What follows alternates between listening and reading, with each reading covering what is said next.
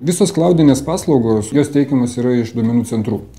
Tomis paslaugomis galima naudotis nepriklausomai, kur tu esi. Mes galim, būdami Lietuvoje, naudotis kokiu nors Amerikos cloudo paslaugų teikėjų, kuris turi savo kokius 2-3 duomenų centrus, vieną Amerikoje, vieną Europoje, vieną kur nors UK pasistatęs, ir mes netgi nežinosime, kur tiksliai mūsų duomenys guli, ar UK, ar Amerikoje, ar visose 3 vietose, kurias aš vardinau. Lietuvoje iki šiol, sakykime, tų duomenų centrų buvo ne vienas, vieni didesni, kiti mažesni, buvo stiprus duomenų centrų, reiškia, tiekėjai, tačiau nemaža dalis to biznio susivedė į tą vadinamą kolokacijos biznį, kai yra kliento serveriai talpinami saugioje aplinkoje, tai yra kažkokiam duomenų centre, ir klientai tai savo serveriais naudojasi. Mes atsisakėm visiškai idėjos talpinti čia klientų serverius.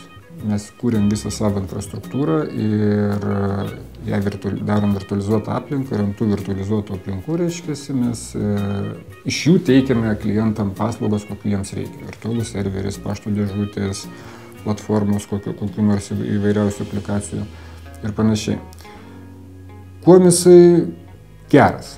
Sakykime, patį duomenų centrą mes sukūrėm irgi su konsultantų pagalba, jisai taip vadinamas irgi pagal tą konstrukciją namas name. Visas serverinis ūkis yra patalpintas į nedegioj kapsuliai.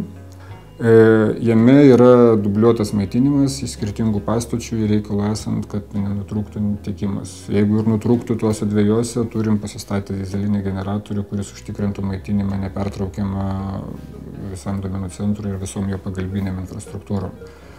Tos pagalbinės infrastruktūros yra aušinimas, kuris vėlgi yra dubliuotas. Kiekvienas elementas yra uždubliuotas taip, kad vienam sugedus, sakykime, pats duomenų centro veikimas visiškai nesutrinka niekiek. Yra dar vadinami tie nepertraukiamas įtampos šaltiniai, upsai vadinami, kurie gali atlaikyti netgi ir trumpalaikį bet kokio elektros maitinimo dingimą. Tuo pačiu jie atlieka tokį kaip stabilizavimo įtampos, reiškia, rolę, kad išlygina visokius įtampos šuolius, kad tai nepatektų į serverius.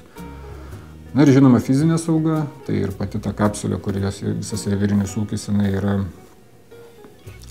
užtikrina, sakykime, pakankamai saugią aplinką serveriam, kad jie neįsilaužtų ir nepatektų. Ir žinoma, visos pasyvios saugos priemonės, kameros, stebėjimai, įrašymai, visa tai yra realizuota.